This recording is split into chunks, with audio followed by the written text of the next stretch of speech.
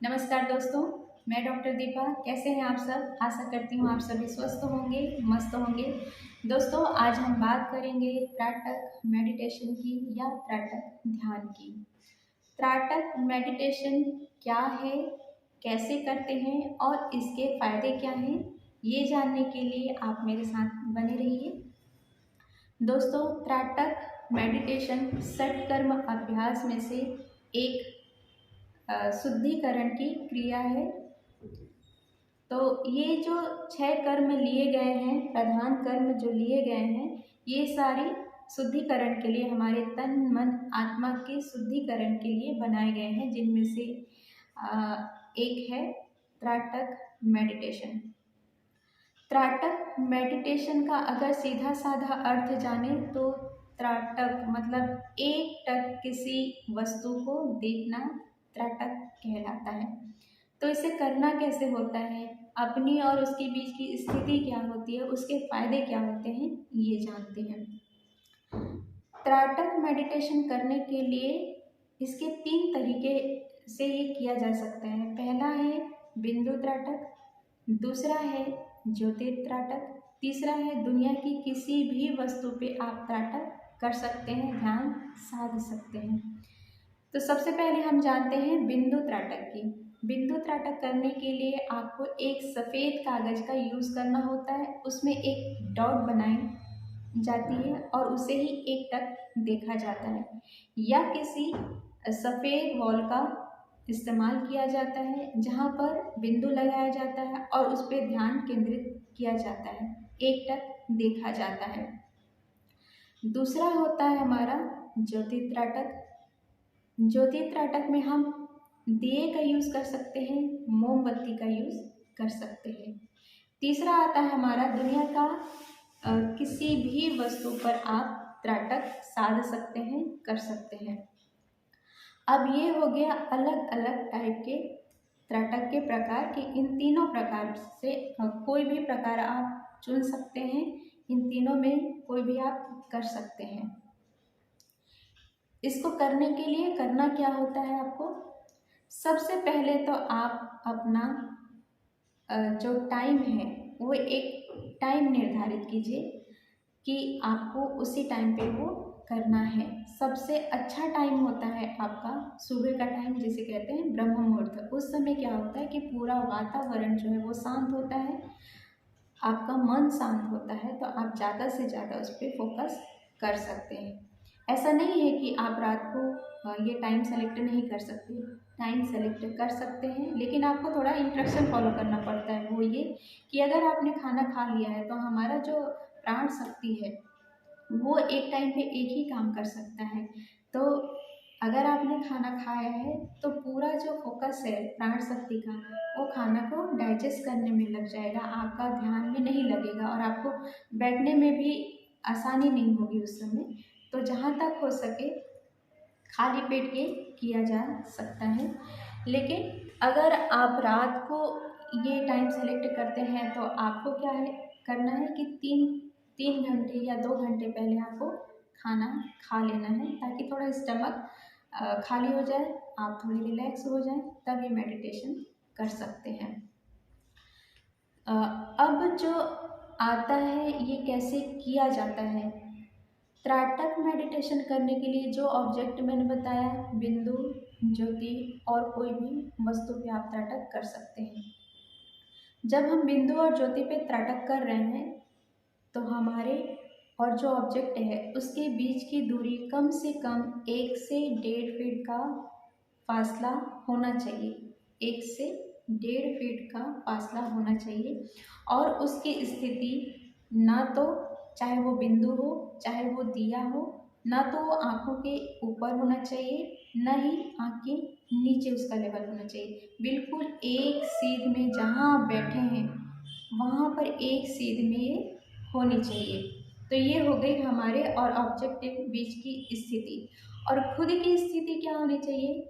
जहाँ तक हो मेडिटेशन, चाहे वो कोई भी मेडिटेशन हो, आप बैठ के करें तो ज़्यादा अच्छा होगा, क्योंकि जैसे ही हम बैठते हैं तो हमारी जो बॉडी है, शरीर है, एक पिरामिड का शेप लेता है। तो ये पिरामिड का एक खासियत होता है कि ज़्यादा से ज़्यादा पावर को अपने में अट्रैक्ट करता है। अब ये हमारी स्थिति हो गई बैठने की, हम बैठेंगे कैसे?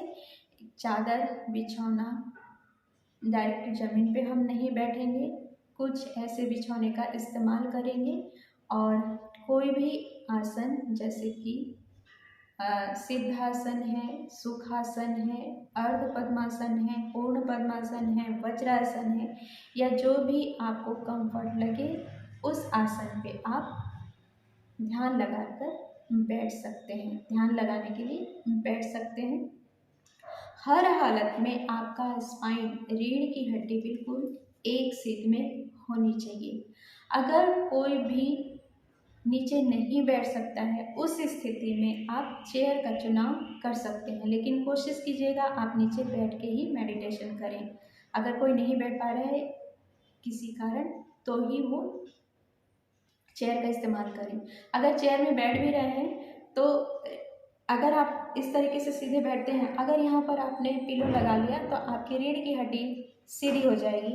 तो ये टेक्निक है रीढ़ की हड्डी को सीधी रखने की, तो आप चेयर में भी बैठ के कर सकते हैं। ये दोनों के लिए आपकी और ऑब्जेक्ट की स्थिति कितनी दूरी होनी चाहिए, कैसे बैठे जाना चाहिए और कैसा उसका लेवल होना चाहिए, ये आ गया। अब इसको कितने देर तक किया जाना चाहिए? शुरुआत में आप 30 सेकेंड 1 मिनट से शुरुआत कर सकते हैं। धीरे धीरे धीरे धीरे इसका टाइमिंग आपको बढ़ा के 5 मिनट तक ले जाना होता है। तो आप ऐसे धीरे धीरे टाइम बढ़ाएंगे ताकि आँखों पे ज़्यादा जोर ना पड़े, क्योंकि कई बार होता है कि कई लोग हैं एकदम से करने की चाहत में ज़्यादा टाइम कर लेते हैं, तो आँख में उसका प्रेशर आने की वजह से ड्राइनेस आ जाती है आँखों में, तो वो काम नहीं करना है। धीरे धीरे इसका टाइमिंग हमें 30 सेकेंड पहला राउंड, 30 सेकेंड सेकेंड राउंड, ऐसे 2-3 राउंड में आप इसे कंप्लीट कर सकते हैं और धीरे धीरे आप 5 मिनट तक ले जा सकते हैं। दूसरा है, जैसे आप ज्योति त्राटक भी कर रहे हैं, दिए की लौ से कर रहे हैं। अगर दिए की लौ कर रहे हैं ठीक है, अगर आप मोमबत्ती में कर रहे हैं तो क्या होता है कि जब भी हम मोमबत्ती जलाते हैं तो स्टार्टिंग में तो वो लौ आपकी आँख की सीध में होगी, लेकिन उसका टेम्परेचर जो है मोमबत्ती को पिघलाते हुए उसकी स्थिति जो है वो नीचे कर देगी।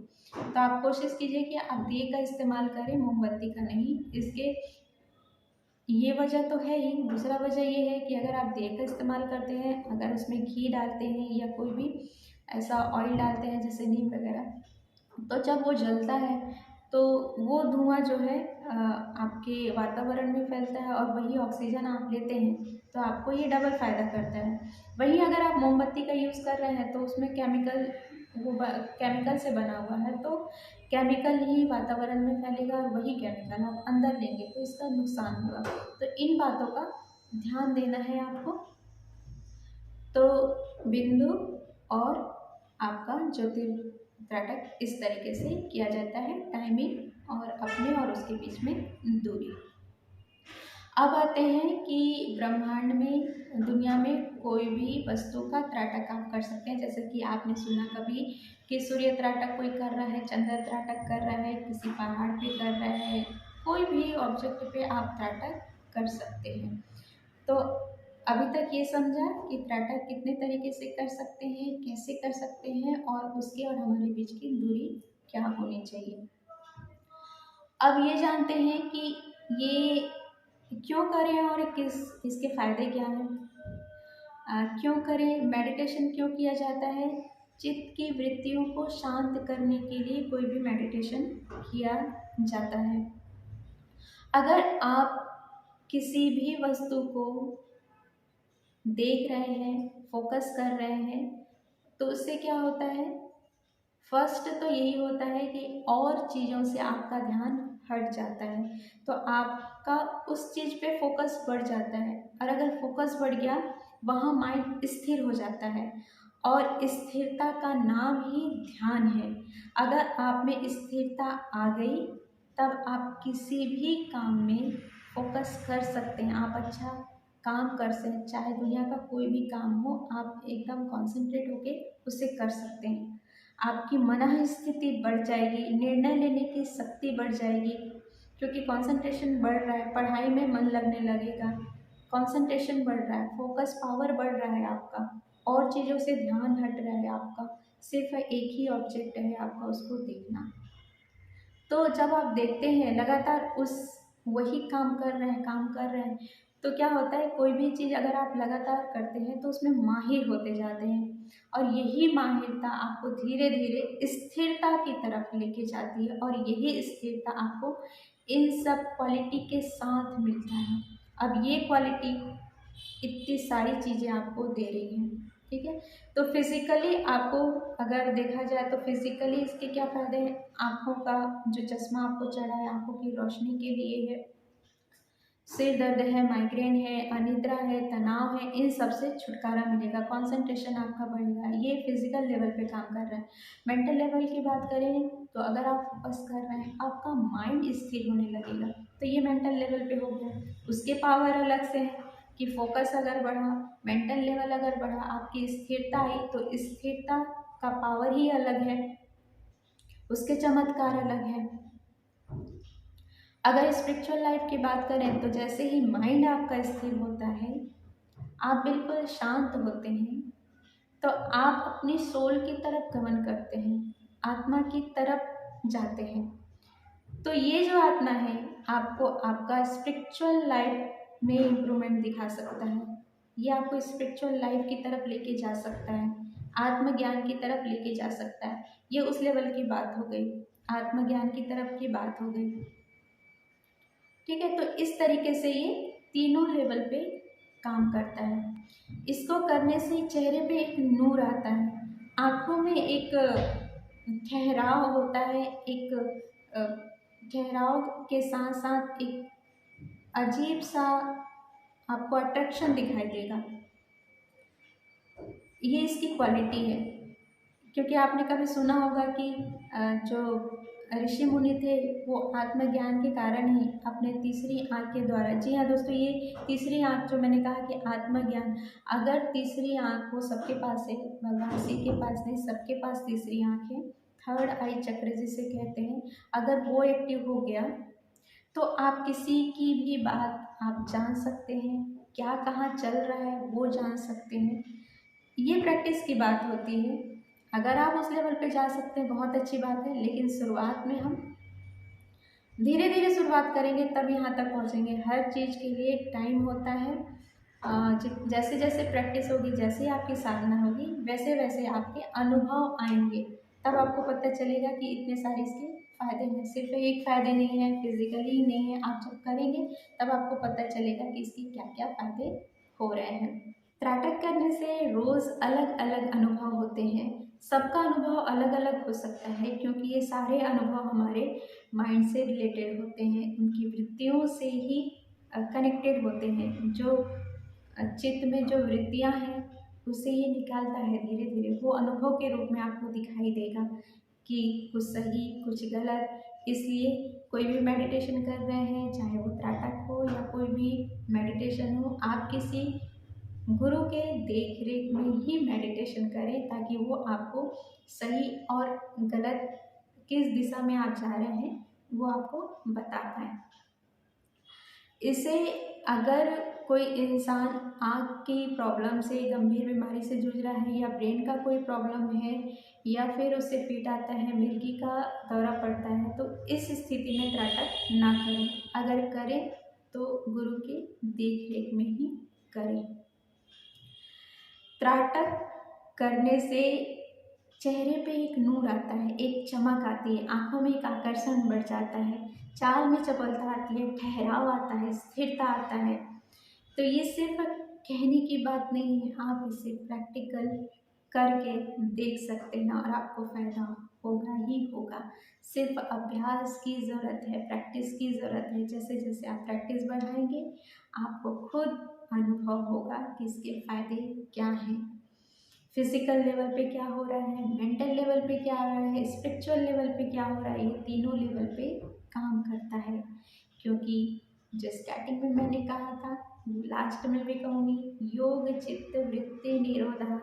योग जो है चित्त की वृत्तियों को शांत करता है, शुद्ध करता है, जो विचार है उससे हटाता है, आपको स्थिरता की तरफ लेकर जाता है। तो इस तरीके से त्राटक किया जाता है। तो आपने जाना कि इसके फायदे क्या हैं, किस तरीके से किया जाता है। तो आप भी कीजिए त्राटक और इसका फ़ायदा उठाइए, अपने बच्चों को करवाइए, फैमिली को करवाइए। फ़ायदा ही है, नुकसान तो है नहीं इसका। तो मिलते हैं अपने अगले वीडियो में। ज़्यादा से ज़्यादा इस वीडियो को शेयर कीजिए, लाइक कीजिए और मेरे चैनल को सब्सक्राइब कीजिए। Thank you. मिलते हैं अपने अगले वीडियो में। Thank you.